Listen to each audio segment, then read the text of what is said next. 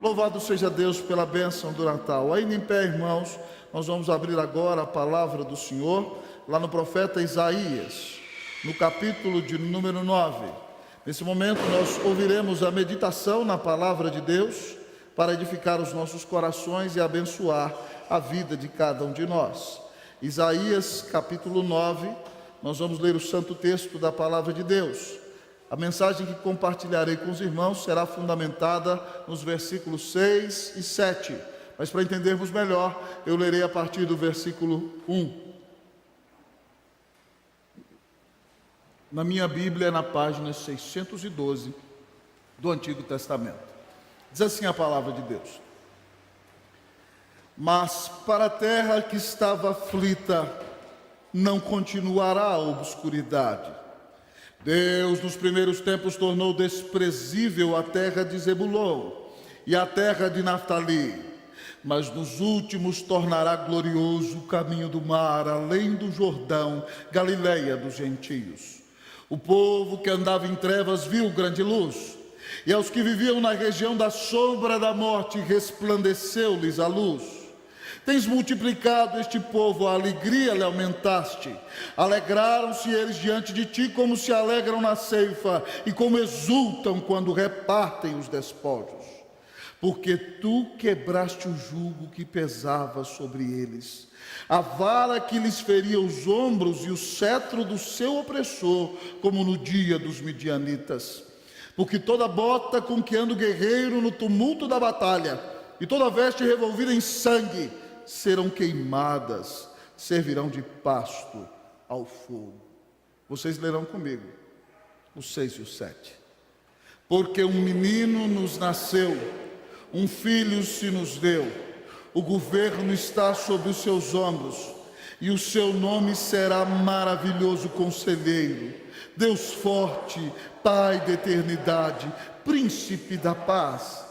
Para que se aumente o seu governo e venha paz sem fim sobre o trono de Davi e sobre o seu reino, para o estabelecer e o firmar, mediante o juízo e a justiça, desde agora e para sempre. O zelo do Senhor dos Exércitos fará isso. Pai, fala aos nossos corações, abençoa a tua igreja nesta noite. Pai, seja propício a nós, pecadores. Nenhum de nós tem mérito próprio, ó Senhor, a ponto de exigir qualquer coisa de Ti. Pelo contrário, se nos fosses tratar tais quais merecem nossos atos, Senhor Deus, nós estaríamos, ó Deus, em terrível sofrimento neste momento. Mas Tu nos amaste, Senhor, antes que mundo houvesse, e provaste Teu amor na plenitude dos tempos, quando mandaste Teu Filho, e fincaste aquela cruz no Monte da Caveira, onde ele recebeu sobre si todo o mar da ira de Deus que deveria cair contra mim e contra meus irmãos. Obrigado, Senhor, porque a morte não pôde detê-lo. Obrigado porque a tumba não o reteve. Obrigado porque pelo poder do Teu Espírito ele ressuscitou. E agora, Senhor Deus, ó Pai, Ele manda anunciar a gente de toda raça, de toda tribo, de cada povo, de cada nação, que todo aquele que se arrepender de seus pecados e crer que Jesus Cristo é o Filho de Deus, é o grande mediador entre Deus e os homens, essa pessoa será salva. Pai, nessa noite nós estamos aqui para celebrar a salvação que Tu nos dás, por meio de Jesus, o Senhor do Natal. Que haja salvação em Tua casa nesta noite, que haja alegria no meio do Teu povo. Que depois deste culto cada um se retire para a sua comemoração familiar e com amigos, e nós nos jubilemos, porque nunca ninguém nos amou como o Senhor. Muito obrigado por essa salvação maravilhosa. Grande Deus, fala agora aos nossos corações e abençoa a nossa vida. Nós te pedimos a bênção, em nome de Cristo Jesus. Amém. Assentai-vos, queridos irmãos e irmãs. Queridos irmãos e irmãs, depois que Constantino disse ser convertido ao cristianismo, amados irmãos e irmãs, muita gente se converteu a Cristo no Império Romano. Mas depois dele, amados irmãos, se levantou um imperador chamado Juliano, com o objetivo de fazer com que o império voltasse à religião pagã. Ele queria tornar o Império Romano pagão novamente, porque não concordava com a adoração ao único e verdadeiro Deus e com a salvação que Deus proporciona ao seu povo por meio do seu Filho Jesus Cristo. E durante toda a sua vida, Juliano se propôs a apagar a fé cristã do seu império. Mas quanto mais ele mandava matar cristãos, quanto mais ele mandava perseguir o povo de Deus, quanto mais ele mandava jogar os cristãos às feras do Coliseu, ou queimá-los em fogueiras, mais e mais o número de cristãos se multiplicava. No final de sua vida, pouco antes de morrer, já enfermo em sua cama, dentre as últimas palavras de Juliano, ele disse: tu venceste, ó Galileu, tu venceste, ó Galileu. Ninguém se compara ao Senhor Jesus. Ele é o Rei da Glória. Todos aqueles que a ele se opuseram sucumbiram e foram destruídos, porque ele é o Todo-Poderoso Senhor. Nesse texto, amados irmãos, nós encontramos uma profecia maravilhosa, na qual Deus revela por meio de Isaías que 700 anos antes, depois deste dia, ele mandaria Cristo ao mundo, e o mandaria na região mais desprezada de Israel, a região de Zebulon, de Neftali, a região da Galileia dos gentios. E nesse texto, a palavra diz que Deus libertaria o seu povo do jugo dos romanos. E aquele povo que andava deprimido, oprimido e em trevas, viu grande luz. E aqueles que viviam na região da sombra da morte, resplandeceu-lhes a luz, porque Cristo Jesus, amados irmãos, que nasceu em Belém, foi criado naquela região, se tornou carpinteiro em Nazaré, e na Galileia começou o seu ministério. A primeira cidade que foi o epicentro do seu ministério foi em Cafarnaum, naquela região norte. E ele foi um instrumento de bênção e libertação para todo aquele lugar. E Isaías, amados irmãos, ao narrar-nos essa profecia maravilhosa, ele mostra que o Senhor quebraria todo o jugo da escravidão, que os judeus estavam submetidos aos romanos, mas ele veio para não só quebrar a escravidão aos romanos, mas ele veio para quebrar o jugo do pecado na sua vida e na minha vida. Ele veio para que você não viva mais debaixo da influência do príncipe da potestade do ar, para que você não viva mais entregue à sua própria sorte, para que você não seja um filho da ira, mas para que você seja perdoado de seus pecados. Por causa disso, Deus, a esta terra, amados irmãos, que andava em trevas, mandou o seu único filho por meio de uma manifestação gloriosa, quando ele dá sua vida na cruz para nos salvar e ressuscita para perdoar a todos aqueles que creem no seu sacrifício. Nesse texto, amados irmãos, nessa profecia, eu quero falar dessa manifestação gloriosa, e eu quero pregar para vocês uma mensagem cujo tema é a Epifania de Cristo. Epifania significa uma revelação gloriosa, uma revelação superior. Então o tema da minha mensagem é a Epifania de Cristo. A Epifania de Cristo nos revela o maior de todos os presentes. A Epifania de Cristo nos revela o maior de todos os presentes. Olhe comigo para o versículo 6, eu disse que pregarei no 6 e no 7. Diz assim o texto: porque um menino nos nasceu, um filho se nos deu. O maior de todos os presentes, irmãos, não é um carro. O maior de todos os presentes não são as riquezas. Queridos amigos e irmãos, ter uma família abençoada é algo maravilhoso. Casar-se com uma mulher de Deus é uma grande bênção. Ter filhos crentes é uma das maiores bênçãos desta terra. Mas ainda assim, amados irmãos, essa não é a maior bênção que nós podemos ter nesta terra. A maior bênção que nós podemos ter nesta terra é receber de graça o Filho de Deus em nosso coração, é receber o presente da salvação, é receber o presente da vida eterna. E aqui Isaías diz que um menino nos nasceu, ele nasceu por nossa causa, um filho se nos deu. Esse filho nos foi dado como presente. Querida irmã, querido irmão, você tem bênçãos maravilhosas, mas eu quero lhe dizer que não existe bênção comparável à bênção de ter a vida eterna que Deus promete para todos aqueles que creem em Cristo Jesus. A epifania de Cristo revela o maior de todos os presentes, que é o presente da salvação, que é o presente da vida eterna. Esse presente ninguém toma de você, esse presente ninguém rouba de você. Irmãos, quando eu era criança, lá na Igreja Presbiteriana Central de Paracatu, na UCP nós fizemos uma obra de teatro na escola dominical.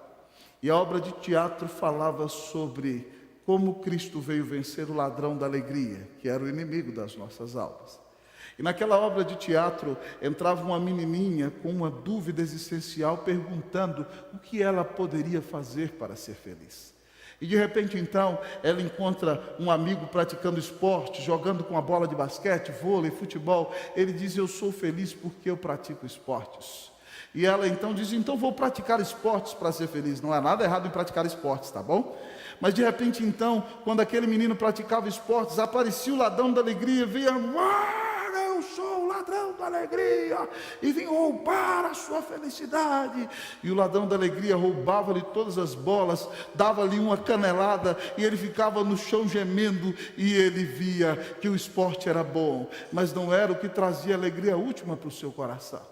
De repente então, ela via um menino cheio de dinheiro e contava dinheiro e jogava dinheiro para cima e dizia: eu sou feliz porque eu tenho muito dinheiro, eu sou muito rico. Ela disse: então eu não posso ser feliz, eu não tenho tanto dinheiro assim. Não, mas trabalhe, sonhe, faça um projeto, você vai ser feliz. E de repente, quando ela saía, entrava o ladrão da alegria gritando: eu sou o ladrão da alegria, venho roubar a sua felicidade. E tomava o dinheiro daquele menino. E o menino ficava chorando: eu agora sou triste, ele roubou todo o meu dinheiro. E a menina entendia que a alegria última não estava no dinheiro.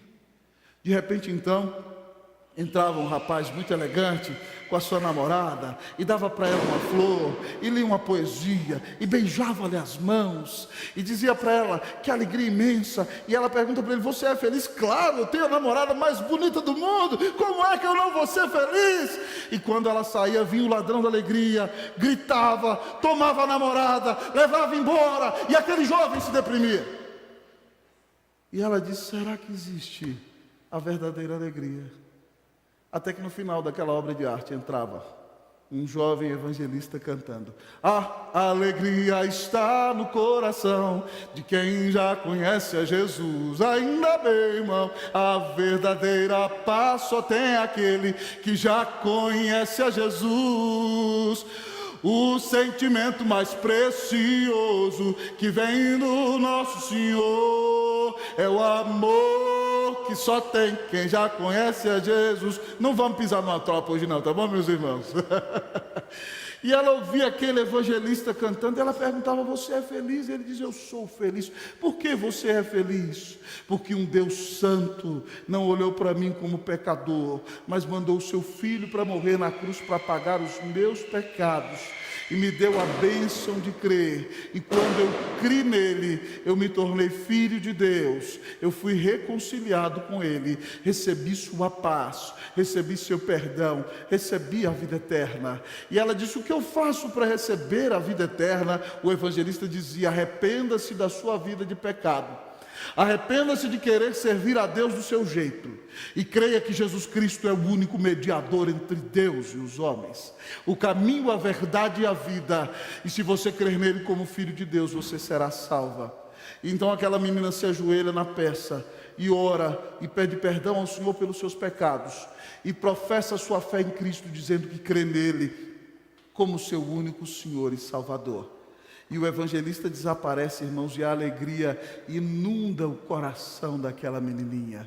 E ela começa a cantar: a alegria está no coração. E de repente então vem o ladrão da alegria. E o ladrão da alegria grita para ela: ah! E ela continua cantando. E ele: ah! E ela continua: de quem já conhece a Jesus. E ele diz: eu sou o ladrão da alegria, você não tem medo de mim? E ela disse: não, E ele: por que você não tem medo de mim? Ela diz: porque Jesus morreu na cruz para me salvar e pagou os meus pecados. Ele diz: Jesus, não repita esse nome. Ela: Jesus é o Filho de Deus, o único mediador entre Deus e os homens. E ela começa a anunciar o evangelho, e o diabo sai gritando, correndo na peça. Para o mundo infantil, amados irmãos, é uma peça muito caricata, mas ela verdadeiramente nos mostra que nós não podemos ter verdadeira paz, verdadeira alegria, se nós não crermos que Jesus Cristo é o maior presente que nós já recebemos. Nunca ninguém amou você como o Filho de Deus te ama, a ponto de dar a vida dele santa, preciosa, gloriosa, sem pecado algum, para receber a ira de Deus no seu lugar. Nunca ninguém amou você como esse maravilhoso Filho de Deus. Ah, querido irmão, o Natal é a maior de todas as epifanias, porque ele nos revela o maior de todos os presentes. Quem crê em Jesus tem de graça a vida eterna, tem de graça a salvação, tem o Espírito Santo de Deus morando em seu coração. Oh, louvado seja Deus por tão grande salvação. Você já recebeu esse presente da vida eterna? O texto continua a nos revelar a manifestação gloriosa do Senhor. Ele nos apresenta a epifania de Cristo. A epifania de Cristo, amados irmãos, revela o maior de todos os presentes. Mas a epifania de Cristo revela o maior de todos os senhores. A epifania de Cristo revela o maior de todos os senhores. Olha o nosso versículo, preste atenção. Ele diz: porque um menino nos nasceu, um filho se nos deu, o governo está sobre seus ombros, e o seu nome será Maravilhoso Conselheiro, Deus Forte, Pai da Eternidade, Príncipe da Paz. Amados irmãos e irmãs, para nós, nomes são bonitos, mas na nossa cultura, nós damos nomes conforme o som que eles têm, ou conforme a beleza que eles mostram para os nossos sentimentos. Mas na Bíblia as pessoas davam nomes com significados. Então, quando alguém, amados irmãos, confiava que Deus era a sua justiça, dava o nome para o seu filho de Daniel, que significa que Deus é o meu juiz. Mas quando alguém tinha um filho e via que o filho era muito amado e reconhecia que era amado de Deus, dava o nome para o filho de Davi, porque o Davi se chama amado. Mas quando alguém vivia uma vida de guerra e desejava que o seu filho tivesse uma vida de paz, dava o nome para o seu filho de Salomão, que em hebraico é Shilomo e significa pacífico. Ah, querido amigo irmão, cada nome tinha um significado. Cada nome, amado irmão, tinha um objetivo e revelava um sonho, um projeto, um propósito que o pai tinha para a vida do filho. E isso o povo hebreu aprendeu com Deus, porque o nome tem a ver com a identidade, o nome tem a ver com a essência. É por isso que nos 10 mandamentos há um mandamento que diz: não tomarás o nome do Senhor teu Deus em vão. Usar o nome de Deus de maneira vã é ofender ao seu ser, é ofender a sua identidade, é ofender ao ser mais glorioso que existe. E aqui no nosso texto, amados irmãos, o texto nos apresenta, por causa dos nomes de Jesus, que ele é o maior de todos os senhores. O texto diz que ele é o maravilhoso conselheiro, ele é o mais glorioso de todos os conselheiros. Conselheiro, amado irmão, é aquele que vem e nos aconselha e nos ensina a andar pelo caminho correto. Quando, amados irmãos, no Novo Testamento Jesus fala que vai mandar o Espírito Santo, ele fala que vai mandar o outro Consolador, que também pode ser traduzido como conselheiro. A palavra no grego significa aquele que se coloca ao lado dele. E também no grego é traduzido como conselheiro, como consolador e como advogado. O maior de todos os senhores é alguém que está do seu lado, é alguém que defende você dos seus pecados, é alguém que te aconselha com a sua palavra, é alguém que promete estar ao seu lado todos os dias, até a consumação dos séculos.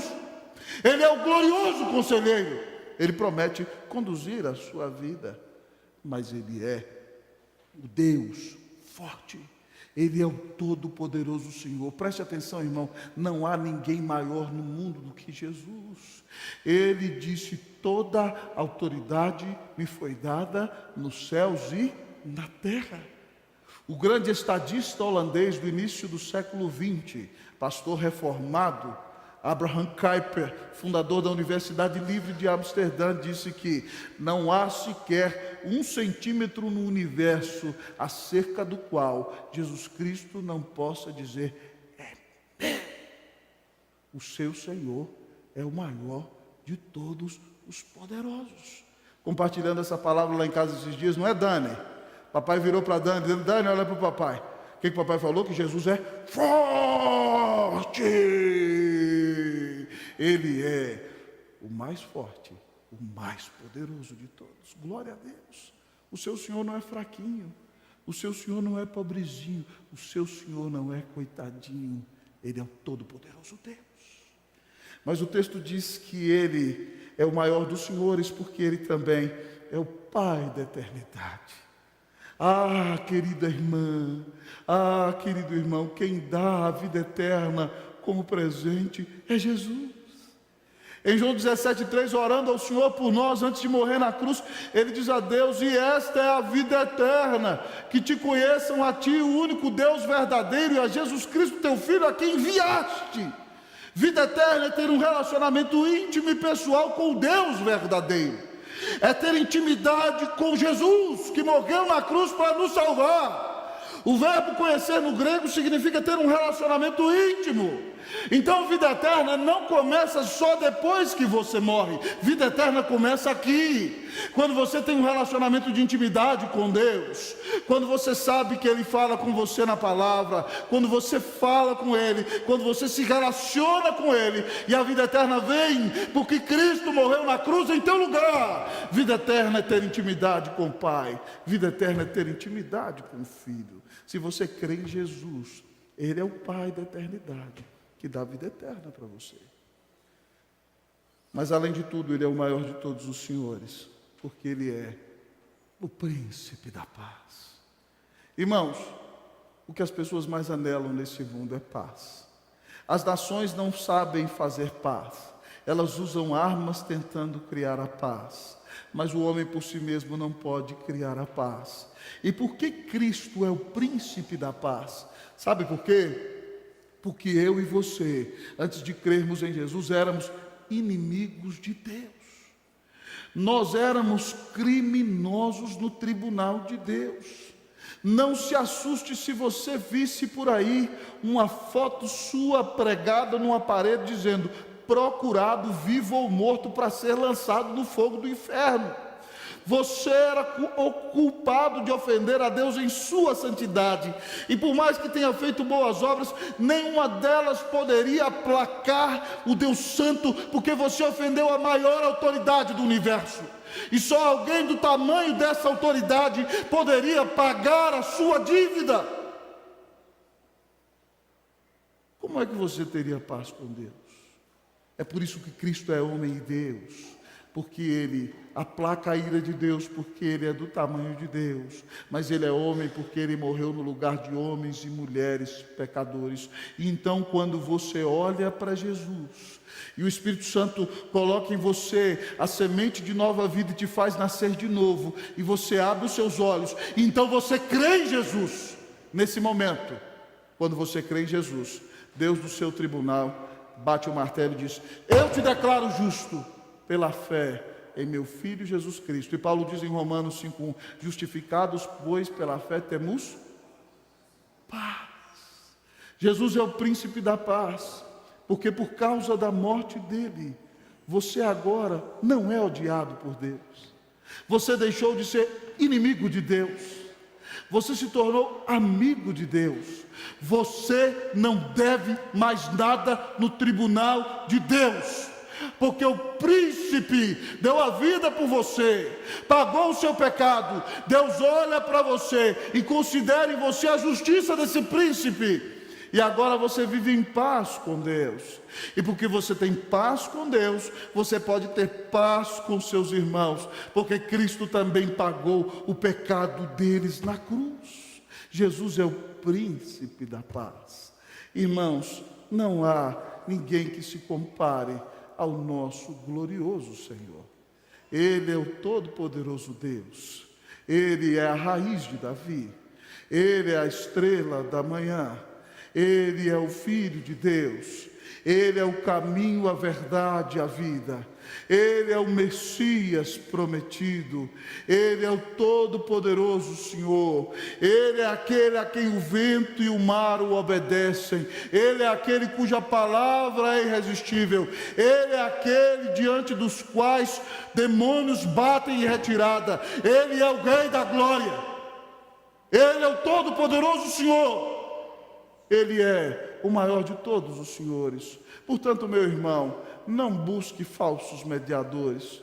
Não diga, eu preciso de mediadores menores, porque se você diz isso, você está ofendendo a Deus. A Bíblia diz em 1 Timóteo 2,5 que há um só Deus e um só mediador. A palavra de Deus diz isso, não há outro mediador nem mediadora.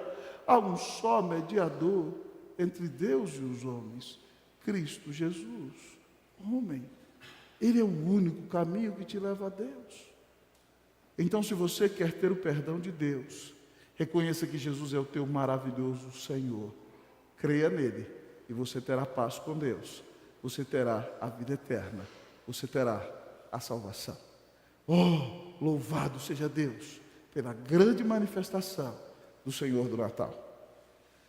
Mas em último lugar nesta noite, vou caminhando porque desejo ser objetivo. Afinal de contas, a sua ceia de Natal está te esperando em casa. Mas é melhor antes receber a ceia espiritual para alimentar o coração. O texto nos revela a epifania do Cristo, a sua manifestação gloriosa. A epifania de Cristo revela o maior de todos os presentes. Revela o maior de todos os senhores. Mas nos revela o maior de todos os reinos. A epifania de Cristo nos revela o maior de todos os reinos. O versículo de número 6 diz o seguinte, bem no meio, o governo está sobre os seus ombros.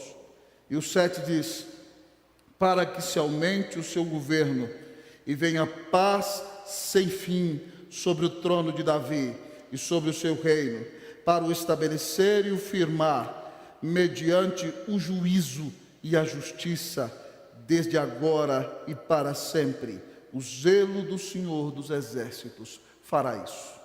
Irmãos, o nosso texto nos diz que quando Cristo aparece, Ele vem revelar o maior de todos os reinos. O reino que não tem fim.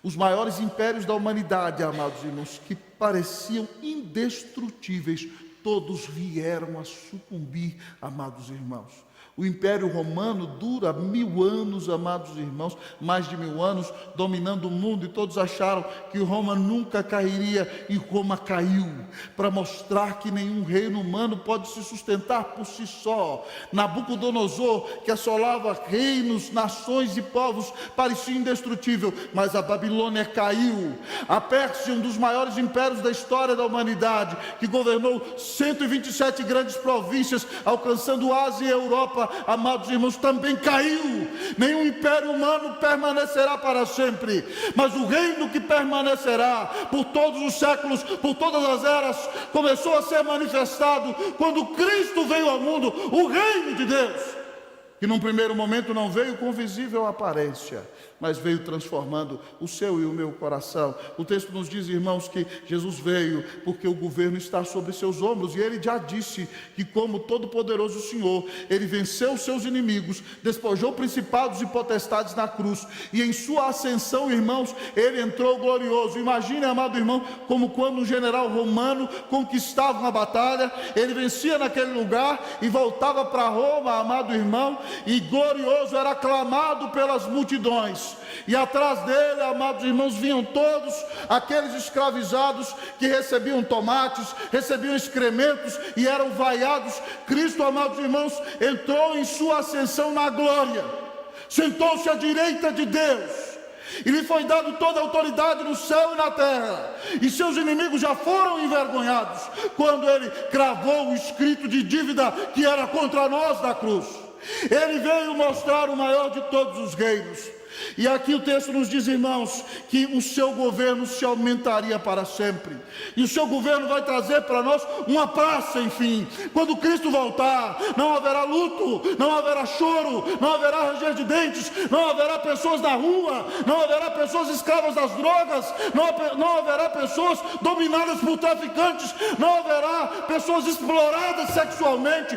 Cristo vai dominar sobre todas as coisas. Ele é o Rei dos Reis, Ele é o Todo-Poderoso Senhor. E quando Ele vier, amados irmãos, nós veremos no seu reino paz sem fim. E como Ele prometeu a Davi, o Senhor Jesus reinará para sempre.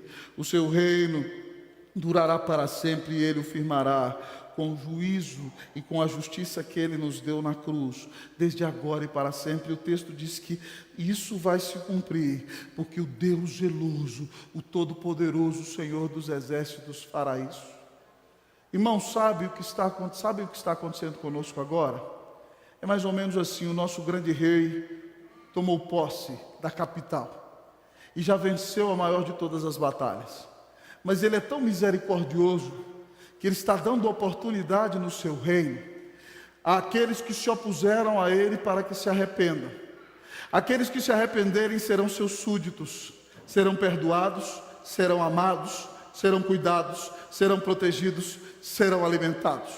Mas aqueles que se rebelarem e o rejeitarem, sofrerão peso de sua espada e o terror de sua ira. Então, irmãos, é como quando pensemos numa época medieval, um grande rei então invadiu a capital, tomou o domínio, e ele é o Todo-Poderoso Senhor, e o seu império não tem fim. E agora ele mandou os seus arautos, e quando o seu arauto entra numa pequena vila dos confins da terra, como esta vila de São Paulo, o arauto então para no centro da vila e troca a trombeta. Parará, parará, parará, parará, parará. E o povo da vila se junta para escutar. E o arauto então abre o pergaminho e lê: o Todo-Poderoso Senhor, o Rei dos Reis, o glorioso Deus, o grande, bendito, gracioso Salvador Jesus Cristo, dominou todas as coisas, tomou posse do seu reino e convida a todos aqueles que estão dentro dos seus domínios para que se arrependam de sua rebelião, submetam-se a seu senhorio. Os que se arrependerem e crerem em seu amor, em sua bondade, em sua misericórdia, serão indultados, serão perdoados, serão alimentados, serão amados, serão súditos, serão parte da realeza, serão as pessoas mais felizes que existem. Mas aqueles que rejeitarem o rei e continuarem se rebelando contra ele, receberão o peso de sua ira, seu ódio e toda a sua fúria, que é incomparável. Eis que o rei dá a todos vocês oportunidade de arrependimento.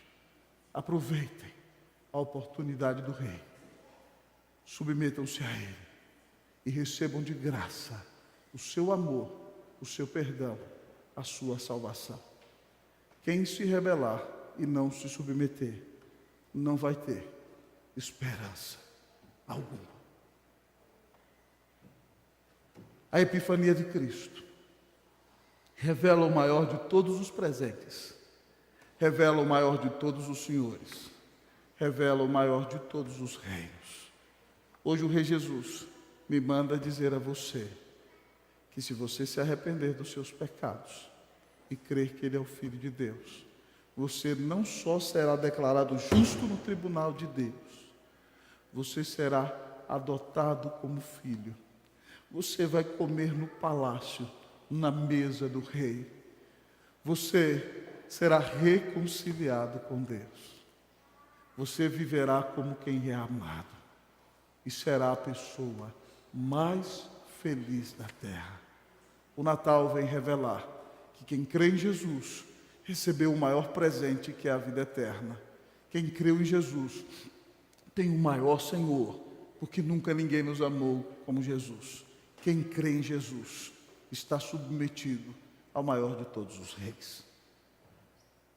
O que vai ser o seu Natal? Somente ceia? Somente festa? Somente folguedo? Que esse Natal seja marcante para você. Que nesse Natal você diga: no Natal 24 de dezembro de 2018, eu me comprometi com Cristo Jesus e conheci e recebi o maior de todos os presentes e comecei a seguir o maior de todos os senhores e sou um cidadão e me tornei um cidadão do maior de todos os reinos. Que Deus te abençoe nesse Natal, que o seu Natal seja cheio de alegria, de paz, de salvação, que o seu Natal seja cheio da presença de Jesus. Que Deus te abençoe, em nome de Jesus. Amém.